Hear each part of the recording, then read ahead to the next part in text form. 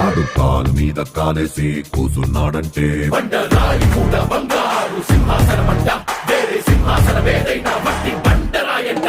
ఆడు సేతిలోన సియేసి మాటిచ్చాడంటే తుపాకిలో చిత్తూట దూసుకెళ్ళినట్టే